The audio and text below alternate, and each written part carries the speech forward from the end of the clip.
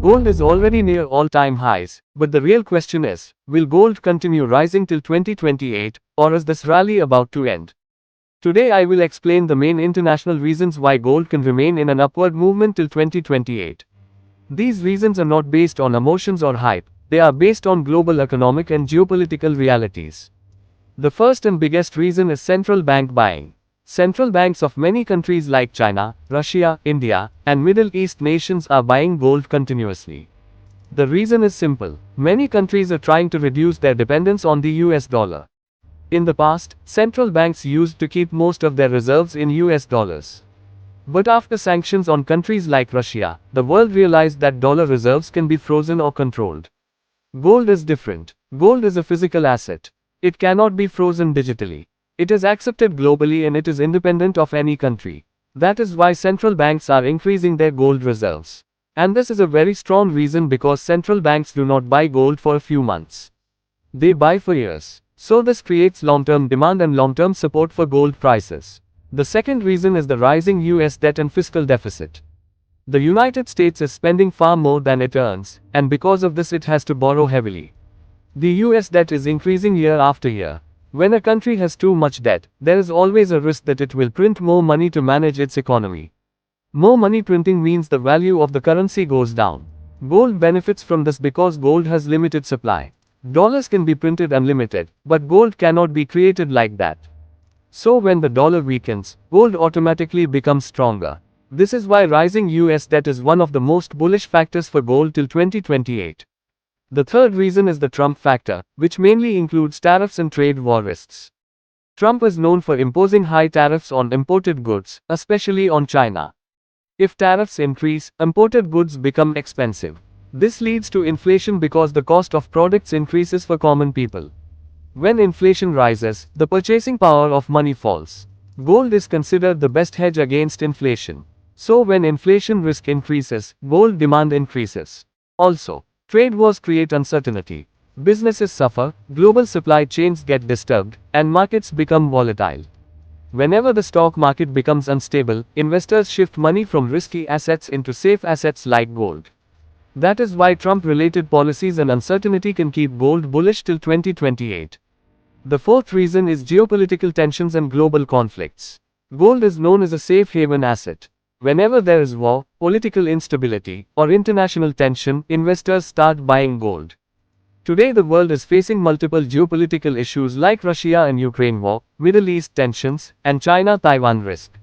Even if the conflict does not increase, the fear and uncertainty remains. And as long as uncertainty exists, gold continues to get demand. That is why geopolitical tensions are one of the strongest reasons gold can remain in an upward trend for the next few years. The fifth reason is the US interest rate cycle. Gold does not give interest. So when interest rates are high, investors prefer bonds and fixed income assets. But when the US Federal Reserve starts cutting interest rates, bond yields fall and investors start shifting money back to gold. Historically, gold performs very well during rate cut cycles. So if the US Fed cuts rates in the coming years, gold can get another strong push upward. The sixth reason is the dollarization, which means weakening dependence on the US dollar. Many countries are slowly trying to reduce dollar usage in international trade. The reason is that the US dollar dominates global trade, and the US can use sanctions and restrictions as power. So many countries are shifting trade agreements towards local currencies and also increasing gold reserves. If the world reduces its dependence on the US dollar, the dollar becomes weaker. And whenever the dollar becomes weak, gold becomes stronger. This is a long-term global trend, not a short-term event. That is why the dollarization supports gold till 2028.